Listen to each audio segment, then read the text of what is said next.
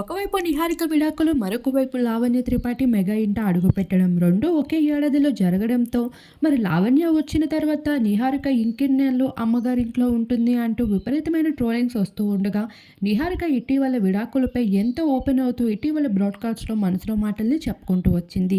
ఆ భాగంగానే లావణ్య త్రిపాఠి సైతం ఇటీవల ఓటీటీ వెబ్ సిరీస్కి సంబంధించిన మూవీ ప్రమోషన్స్ కంటూ ఇంటర్వ్యూస్లో పాల్గొంటూ రాగా, అక్కడ కూడా పర్సనల్ లైఫ్ కోసమే ఎక్కువగా ఇంటర్వ్యూస్లో క్వశ్చన్స్ అడుగుతూ రావడంతో విసిగిపోయిన లావణ్య త్రిపాఠి అయితే ఇవ్వాల్సిన ఘాటు సమాధానాలు ఇస్తూ వచ్చేసింది. పెద్దల ఇష్టంతో కుదిర్చిన పెళ్లి సక్సెస్ కాలేకపోయింది. అలా అని తనకి ఇష్టం లైఫ్ లీడ్ చేయమని ఏ ఒక్కరూ చెప్పరు. తను ఉన్నంత కాలమే కాదు, జీవితాంతం ఉండొచ్చు. అది తన ఇల్లు. ఈ విషయం నేను కాదు, మెగా ఇల్లే చెప్తూ వస్తుంది. జీవితం ఒకరితోనే ఒక దగ్గరే ఆగిపోదు, నచ్చిన చోటుకి పరిగెత్తాలని ప్రయత్నిస్తుంది. అలానే నిహారిక కూడా తన జీవితం ఎటువైపు తీసుకుని వెళ్తే అటే వెళ్తుంది అంటూ ఘాటుగానే స్పందిస్తూ వచ్చేసింది లావణ్య.